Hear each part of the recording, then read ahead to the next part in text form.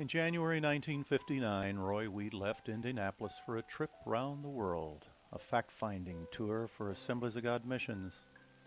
The second time he would literally circle the globe in one voyage.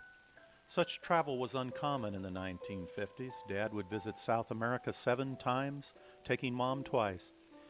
Landing in Honolulu, where the rare traveler to the islands in those days experienced an enthusiastic welcome. He took the tour of Pearl Harbor, on to Tokyo, Japan, and Kyoto, finally to Hong Kong. There were missionaries at every stop, anxious to meet with Dad and brief his delegation on their successes and their needs, hoping the word would get back to the right people. No internet in those days, and international telegrams and telephones cost a fortune. In these movies, he seems almost giddy with the role he was playing, missionary, statesman. Communist refugees were pouring into British Hong Kong.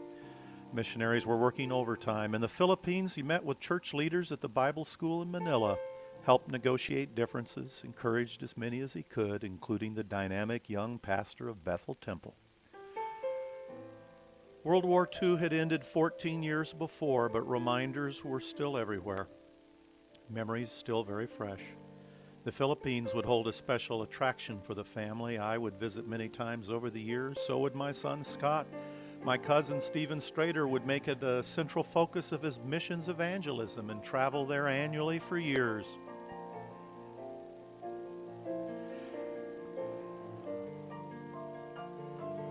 Dad's marathon trip took him across the South Pacific to Bangkok, Thailand, where the Buddhists and the poverty made a lasting impression. He talked about the floating markets of Bangkok, where the children crawled spider-like from boat to boat but could hardly walk on dry ground. 20 years later, I would fly to Bangkok, travel to the Cambodian border to help starving refugees. The National Charity Dinner would be born, and from that, Mercy Corps International, one of the world's leading humanitarian organizations.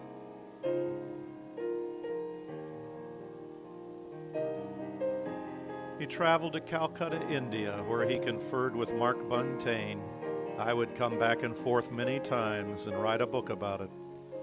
Dad and his entourage were treated to a tiger hunt in the English colonial tradition, but it took 2 men to carry the portly pastor E.A. Manley across the river.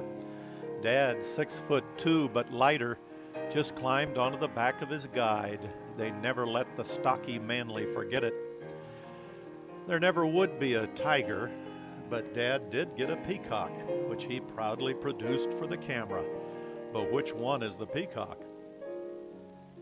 At the end of their hunt, they stumbled across a tiny little village where Dad was fascinated by the local potter. It was so biblical. Clay in the potter's hands. And of course, Dad had to try it out for himself, too.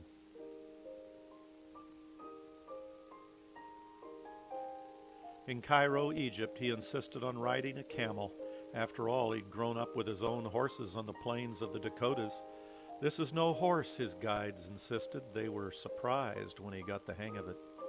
Eventually, wearing traditional Arab garb, he gave a sedate tourist dromedary a good workout.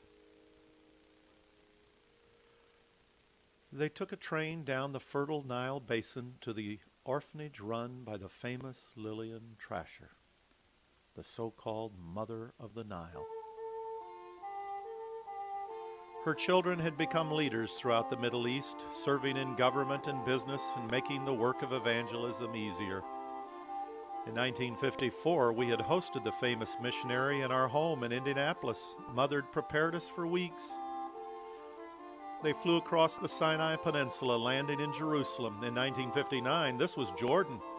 They stood on the Mount of Olives, looking out toward Temple Mount. The famous Dome of the Rock was then a dull brown. The Garden of Gethsemane was then much as it is today. There were no crowds at the Church of the Sepulchre built atop Golgotha. The narrow streets of Jerusalem were practically empty, and there were no weeping Jews at the Wailing Wall. Israel would take it all away from Jordan in the 6-Day War, but that was still 8 years away. This was Arab land. This was Jordan. Tel Aviv was the capital of Israel. Like most evangelicals, Dad was a sucker for the Garden Tomb. below the place of the skull. It certainly looked the part. If one studied the history of Jerusalem and the work of so many who came 100 years after Christ, commissioning teams to determine the exact location of events, then Jesus wasn't really buried here. But evangelicals who relied on the Bible, not history or archaeology, could not be dissuaded. After all, it was just below a rock formation that certainly looked like the place of the skull. Dad took the tourist road winding out of Jerusalem, a road now worn thin by thousands of pilgrims, down, below sea level, to the Dead Sea, one of the lowest points on earth. A few miles further, they crossed the famous General Allenby Bridge from Jordan to Israel. He would be moved by the visit, and he would be back several times with Mom.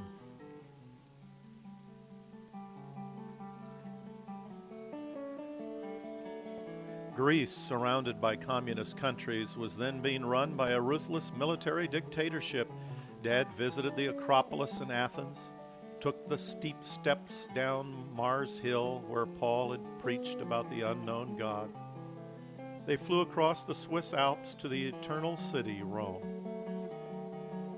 Their guide car followed the Appian Way where Paul was beheaded. All roads lead to Rome. The Colosseum, which Shannon and Scott would visit as teenagers. And then there was St. Peter's Basilica in the Vatican City. In the Forum, the ruins of ancient Rome, Dad was a solitary figure walking the streets of the Caesars. Communist East Berlin, the team was carefully escorted everywhere they went. They were shown the Brandenburg Gate, for years a landmark of the city, and the grand showcase street, Stalin Allee. But only 1 block away, there was still the devastation from World War II. Hitler's bunker was buried beneath the ruins of the Reich Chancellery. This was 1959, 13 years after the war, and the communists still hadn't cleaned up the mess.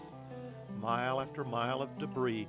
The communists had not yet built the famous Berlin Wall, which meant that people could more easily cross the border. And the West was a dramatic difference. This was communism and capitalism on display, and the capitalists were winning. The prosperity was there for the whole world to see.